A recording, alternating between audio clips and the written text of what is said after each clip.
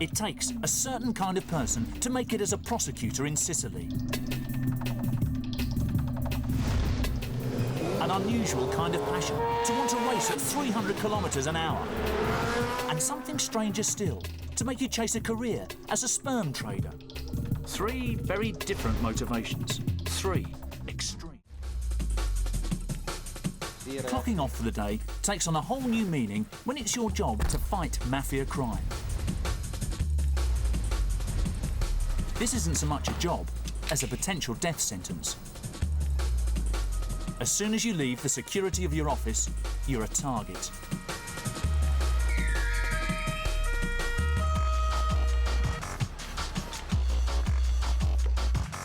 Mafia prosecutor Ignacio De Franchisi is both top court judge and fugitive in his hometown of Palermo.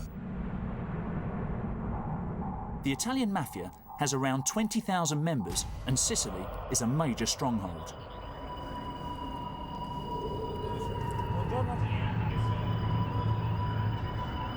At work, Ignacio needs bodyguards and armed drivers. The mafia always kills exactly at the moment when it recognises a strong engagement, a strong enemy. I can't exclude that I myself will be shot too. This is not paranoia, this is fact.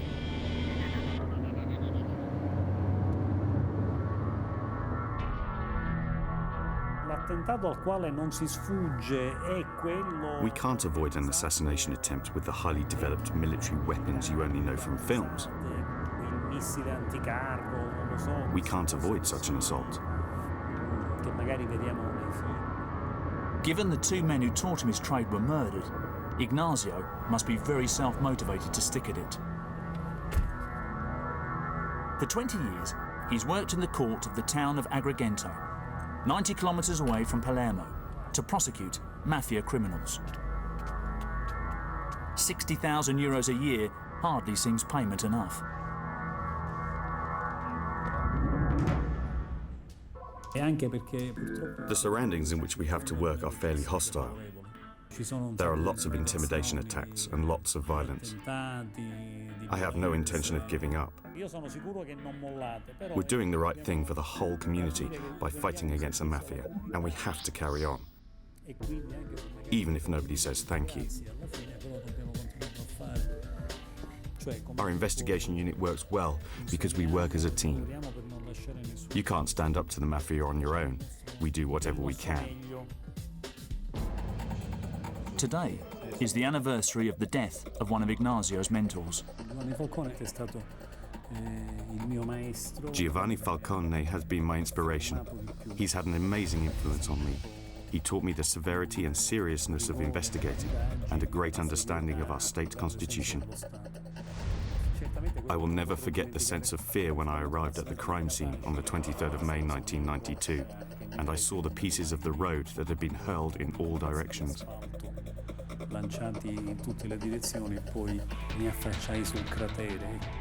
There was a crater right before my eyes, and I could smell the explosion in the air. It was a very strange smell.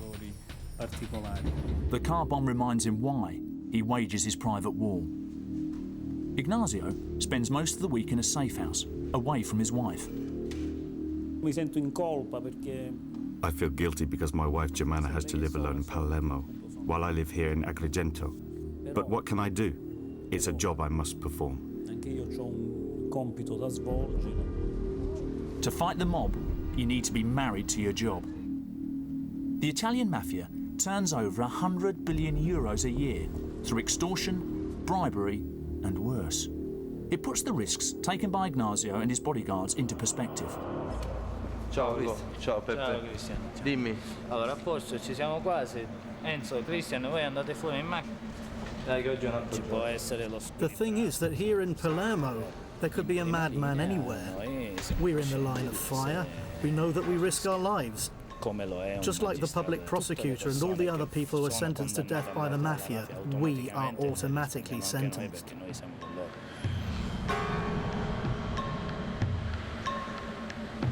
Ignazio can't help but feel responsible for the men who work to protect him.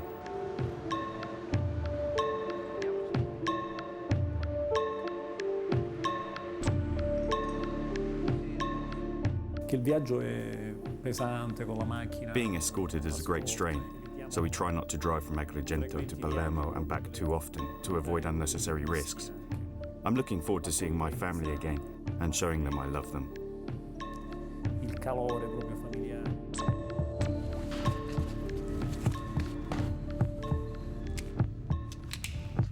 He can only afford to spend one night a week at home.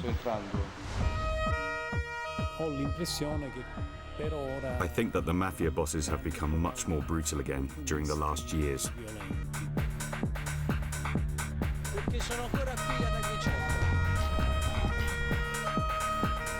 Justice is sometimes done. 7 leading mafia bosses were jailed in 1999. But any job satisfaction you might feel is overshadowed. Even dinner with the family is fraught with danger.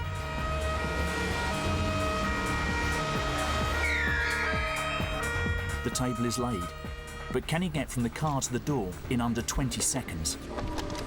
No amount of protection can save you from a bullet aimed at your head.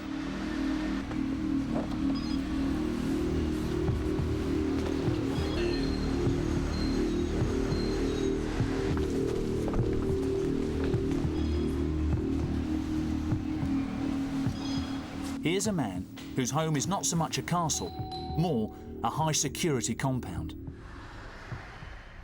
Ehi, come va? Ciao amore, tutto bene? Insomma, pochino. But the job does have one weird perk. A new recipe every week. At the end of every interrogation, I always ask the mafiosi what their favourite meal is. A mafioso isn't from another world completely. And he is Sicilian too, and eats what we eat.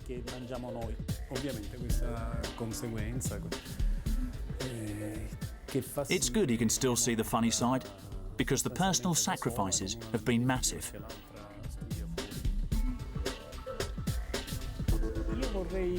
I want to live with my family again in the future, as it's painful knowing that my daughters will have grown up without me, and I didn't have time, especially when they were small. For now, he needs to stay focused on why he's chosen this impossible trade. I wish we could live peacefully in Palermo, without the sadness, without the bloodbaths, and without the tragedies that have ruled and still rule our life. Staying this motivated for decades is practically a calling. But Ignacio knows that results mean playing a long game. First, yes, there is a job out there where you can get paid for doing what comes naturally, and is completely legitimate. Calling all men between 18 and 50 with a healthy genome. The sperm trade needs you. Aarhus, Denmark, headquarters of the world's biggest sperm bank. And home to Ole Scoop. At 51, he's the managing director of Ceros International. Ole certainly seems suited to his role as sperm trader. He was even in bed when he got his inspiration. Well, it all started about 20 years ago. I waked up one night with a peculiar dream. I still remember the picture I had in my mind. It was frozen sperm in ice, in an ice world. Almost 15 years on, the bank stocks frozen sperm from 200 donors, mostly Scandinavians, although nationality isn't the issue. Just a high hit rate and healthy babies. Meet Mr. X. His name and age are classified. He's a sperm donor with healthy genes and a healthy motivation. The first reason is you can help a childless couple, and that's a good deed. So then you feel less selfish when you take the money that comes along, and that's the second reason, to get the money.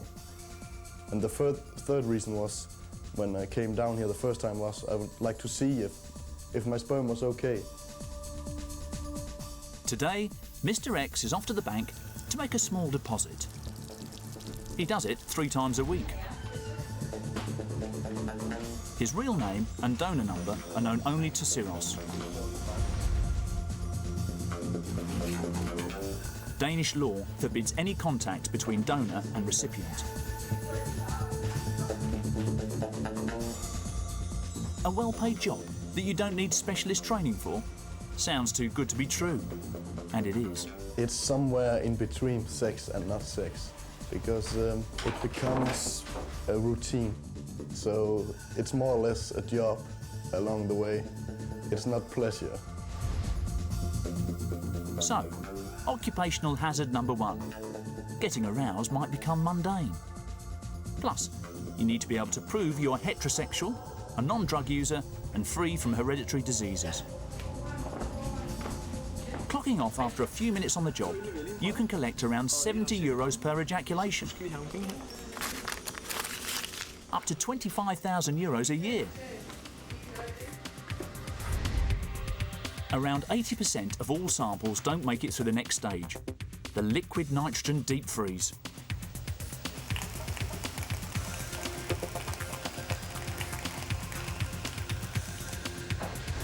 Water is extracted from the semen and an antifreeze added to help stop the cells bursting at minus 196 degrees Celsius.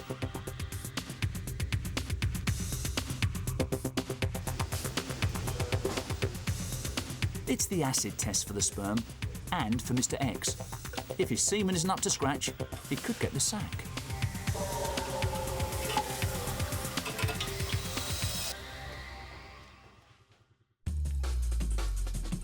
Immediately after freezing, a sample is defrosted to check for quality.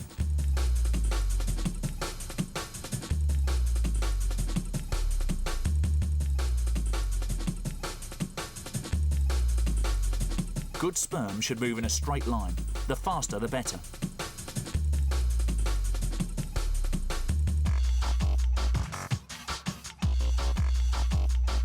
Good news. Mr. X has super semen. 40 million counts per milliliter. He won't be struck from Ol's books just yet. We have two different types of quality. The standard quality is with 20 million and the top quality is with 40 million. That's quite high, and of course there's a price difference. Trading in sperm isn't for everyone. You carry the weight of expectation of thousands of childless people. In this job, mistakes cost potential lives. You can earn around 100,000 euros a year, but you'll need to be a trained scientist, entrepreneur, plus have the skills to manage a huge team of staff. Job satisfaction is enormous. Ol banks around 10,000 units of sperm a year.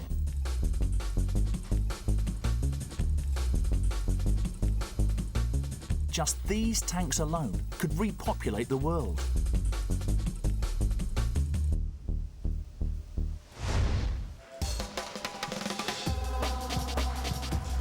Siros exports sperm to 40 countries all over the world. With 10,000 pregnancies since 1991, Ol must be doing something right.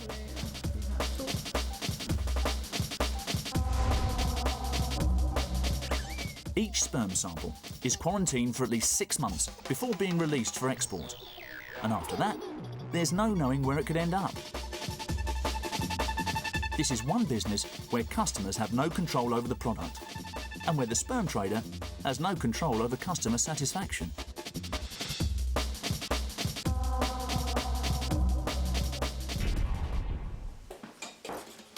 Ol's service initially gave cancer patients and men about to have a vasectomy the chance to freeze some of their sperm. But he realised there was a new commercial opportunity waiting to be exploited, exporting quality sperm to the world.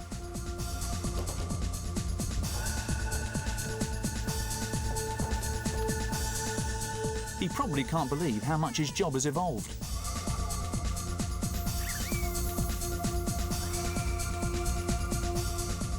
But does it ever feel a bit like playing God? We certainly don't need to have Superman donors. We just need to have ordinary persons. We don't need to make selection of the human species. We just need to have a selection of all kind of different donors. Donors happy to give away a little bit of themselves. I think in the future, when I see a child on the playground or playing football or soccer or just meet them somewhere, I'll maybe think if it's my kid, if it's a little blonde guy with curly hair, like when I was little. So whether sperm trader or sperm donor, this is one area that offers well-paid careers without much risk, if you're so inclined.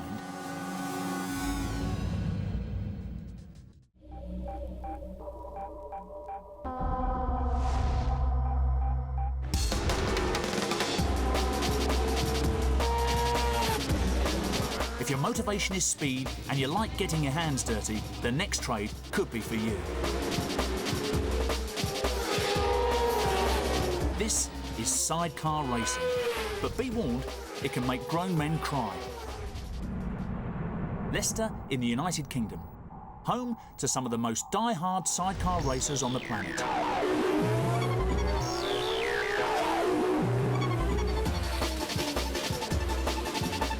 No one is in this game for the prize money, as you're lucky to break even.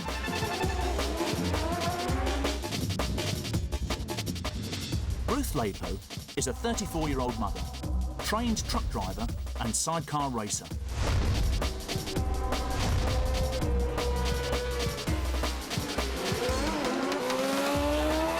She's frightened of nothing, except going broke before the next race. I can't leave it alone, because like, even the people, they're just great people in sidecar racing, and the sport itself, it's just magic. It's excellent. Kate Harrington is a sidecar mechanic. Aged 42, she's a motocross champion at club enduro level. Kate lives for her bikes. Race day at Mallory Park, 150 kilometres north of London. Time to fine-tune the brakes, connections, hydraulics and gears of the Yamaha Thundercat 600cc sidecar. It cost them €60 to enter the heat. The engine alone cost over $1,000 to rebuild for the race. Every biker has a sidecar passenger. Ian Simmons is 43 and was British sidecar champion in 2000. Prize money for that? None.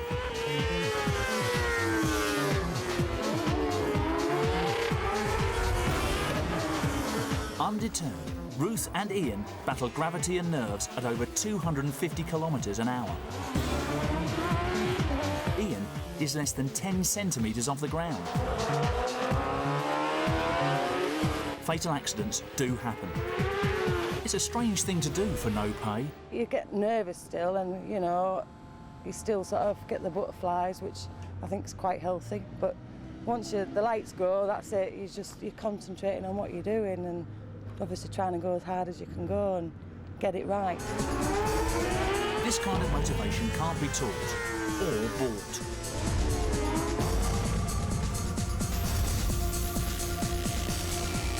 Ian recently almost lost a foot, yet today he's back on track. Driver put us into a untold barrier, about 140 miles an hour. So I wasn't well for a long time. So I'm a bit nervous. A lot nervous. And a woman driver as well. Ian's job in the sidecar is to shift his weight to maximise traction on the corners. Only aerodynamics and his great sense of balance will keep this little rocket on the ground. For a passenger's point of view, you haven't got a lot holding you on. Obviously, it's only yourself and the handles, and they're the ones doing the acrobatics, moving about, keeping the bike stable. You don't want to be going flat out into somewhere without a passenger. This is no amateur sport. Sidecar racing is a vocation and an addiction. You'll need commitment to be good and single-minded devotion to be the best. Kate has taught herself how to tackle any conceivable problem that the engine could encounter. Today, it's fixing an oil leak in less than 15 minutes.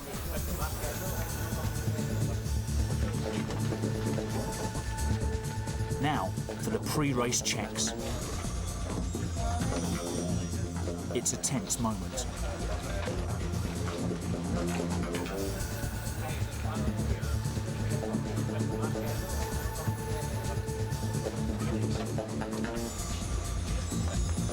Ruth's bike gets the thumbs up and it's off to the starting grid. This is no ordinary race. Ruth knows what's on Ian's mind. If he gets injured again, his career could be over. Heat 1.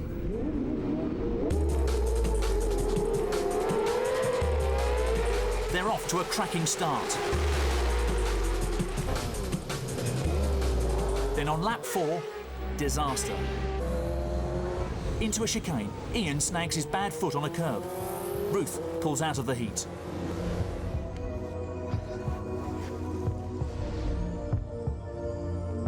It's agony, both physical and emotional. Caught me toe on the rumble strip as I went through. And I had no control of my leg after that. It just jacked in. That's it. Is this the end of a 25-year career?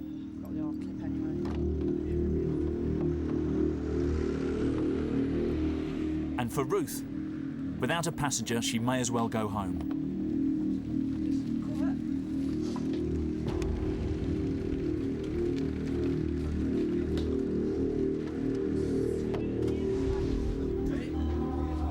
Ian digs deep. He returns to the trackside after a medical to give it one more shot.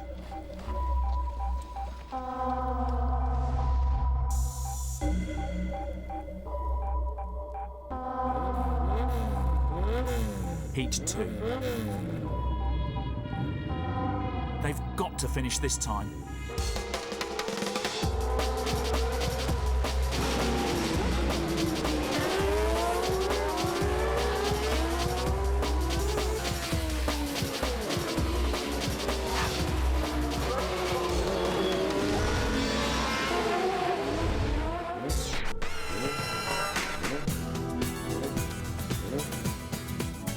Laps and they've done it. With the prize money, they'll just about break even. Kate's reward is to take the winning machine home.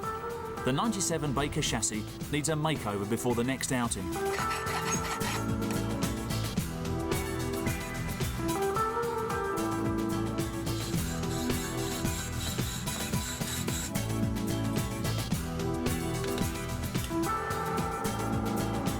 Ruth and Ian got their 250 km/h kicks and almost walked away unscathed.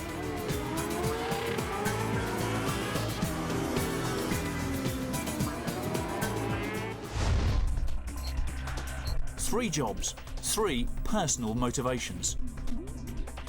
Get rich on immortality in the sperm trade.